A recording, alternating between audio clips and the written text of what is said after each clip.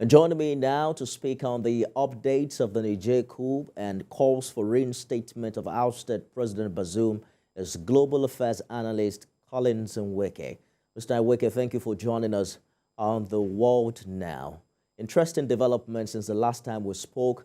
Now the U.S. has gone to Niger, couldn't meet the man in charge. It seems like yet another deadlock. ECOWAS itself sent an envoy earlier. You also remember that the Nigerian president also had sent two individuals to Niger. Would you say that the diplomatic channels are narrowing and the prospect of having diplomacy resolve these might not be in sight?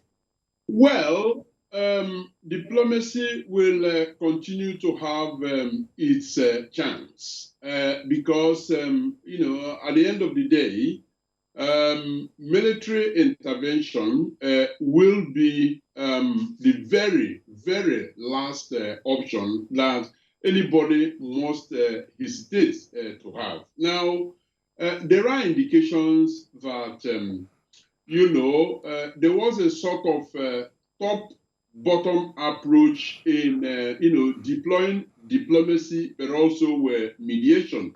In this instance, it could have been some sort of a bottom-up approach. But okay, that is in the past. Now, the reality is that indeed the military juntas are playing hard to get because essentially that's what they are doing. And I believe also that diplomatic solution has not eluded ECOWAS in this case. I think they are playing hard to get as a way, as a strategy of actually shoring up their negotiating position.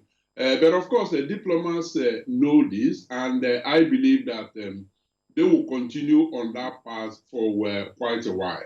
So Washington is threatening to cut off economic and other forms of aid to Niger if democracy is not restored. Of course, ECOWAS has also kickstarted a long list of resolutions in this regard. Some of the borders with Nigeria have now been shut down. The foreign accounts are frozen, no flight zones and things like that. The implication of this is that Niger will be looking elsewhere, perhaps to world leaders that are not keen on democracy. How much impact do you think that would have on the sub-region? Well, it will certainly not stabilize the sub-region. It will definitely, make the situation, a bit more difficult.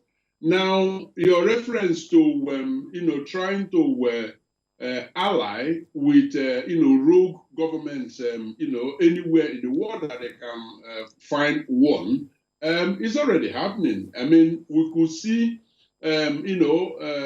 Russian flag waving protesters. It didn't just happen. These were all very well orchestrated, perhaps not even at the time that it could happen, way before that. And yes, the world should brace up to see more of that happening. And yes, indeed, the fact that the U.S. has talked about stepping up economic sanction, indeed, is part of that, approaches, that need to be shored up as against the military option. But the U.S. was clear about that as well when they mentioned that the, economic sanctions that they're going to put in place are those that will be carefully selected such that, they affect the military juntas themselves and wouldn't have anything at all to do with, humanitarian help. I believe that ECOWAS has got to also weigh very carefully, the sort of economic sanctions that they put in, and that is now the next step that has, to take place, selective sanctions Indeed. That will on the military themselves. So the 7-day ultimatum given by ECOWAS expired on Sunday. President Tinubu has called for another extraordinary summit of the ECOWAS on Thursday. Quite a number of experts, including yourself, do not agree with the military action that is on ECOWAS's list. What do you think the regional bloc must do differently now? The first good thing that the regional bloc need to do is what President Bola Tinubu has done, which is calling for a follow-up meeting.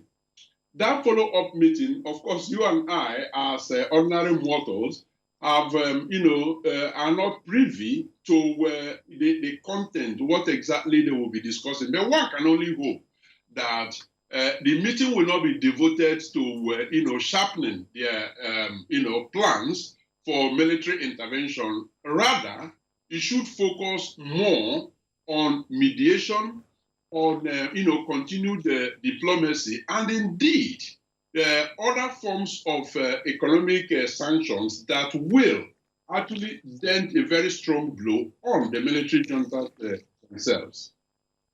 Well, it's a very hard nut to crack. Already Nigerians in the Niger borders are, talking about the woeful impact of shutting down the borders on the economy, and we'll see how the ECOWAS reacts in the coming days. I thank you so much for your contribution, as always, on the program. I've been speaking with Global Affairs Analyst Collins Nweke.